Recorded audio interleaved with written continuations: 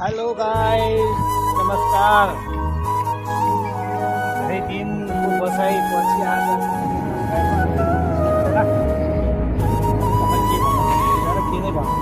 के नै गर्नु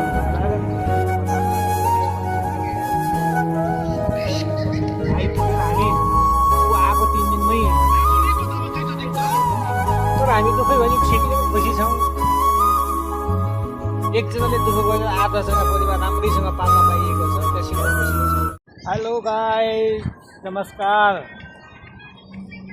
धेरै दिनको बसाइपछि आज घुम्न आएको बेला एउटा यसो छोटो मिठो भ्लग बनाऊ भनेर भ्लगहरू बनाउँदैछु। के छ कस्तो छ हजुरहरूलाई? आफ्नो बसाइ त यो के भन्छ खारीमा हो। खारीको बसाइमा कहिले कस्तो छुट्टी हुँदा रमाइलो गर्दा मन लाग्छ। रमाइलो गर्दा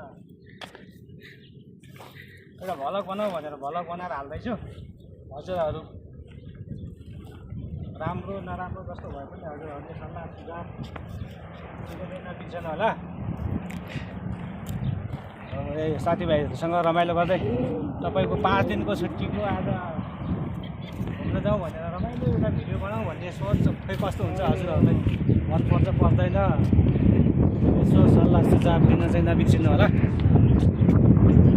खासै त्यति धेरै भ्लग पनि बनाइँदैन, यसो हल्का मनोरञ्जनको लागि हो। अब हजुरहरूलाई मनपर्छ कि पर्दैन हेरेर प्रतिक्रिया दिन चाहिँ नबिर्सिनु होला।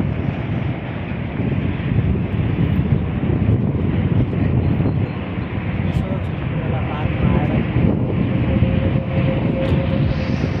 छोटो 2-4 दिन भ्लग बनाऊ भनेर बनाउने कोसिस मात्र हो। यदि हजुरहरूको मोबाइलको वालमा आइगयो भने भनेर यो हजुरहरूको मोबाइलको वालमा आयो भने टक्क सब्सक्राइब गर्न चाहिँ नबिर्सिनु होला। अब त खै के भन्न सकिन्छ र के नै गर्नुहुन्छ होला र हुन्छ होला। गाह्रो छ हजुर, गाह्रो छ। यो परदेशमा अर्काको ठाउँमा बसेर बनालाई पनि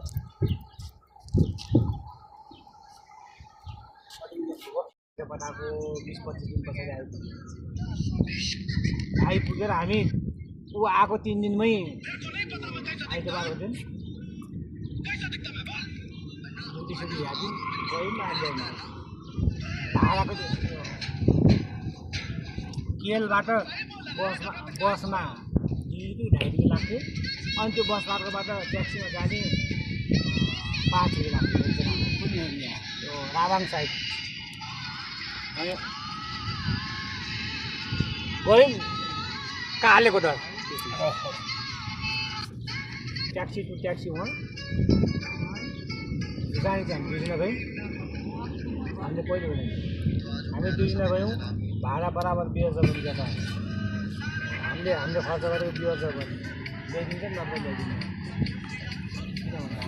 यही त ड्युटी गएको छ। एकछिन नबनाउनु न, दाइको भ्लगमा जोड्ने बनाइरहेको छु क्या मैले। हेलो गाइस, बल्ल रमाइलो भइरहेछ आज छुट्टीको दिन। यस्तै हो। किन नखाएको अरे? खाँदैछु। आज चाहिँ लास्ट छुट्टी, आज लास्ट दिन।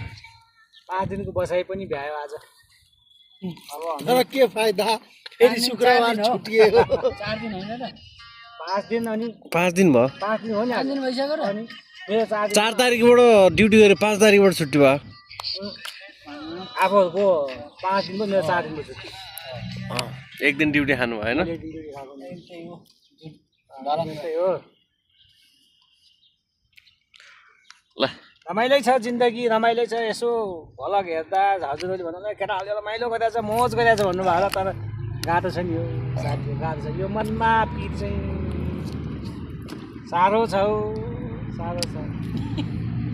बोल्न लगाउनु नि हुँदा बाहिर मन हाँसे ल। दाइको भ्लगमा केही भन्ने पीडा छ, ठुलो सानो पीडा छ र। सुन्नु होला नि, हामी विदेशीको पीडा कहानी सबैले एउटै हो। हामी मात्रै होइन, परदेशमा हुने जो कोहीले पनि सायद।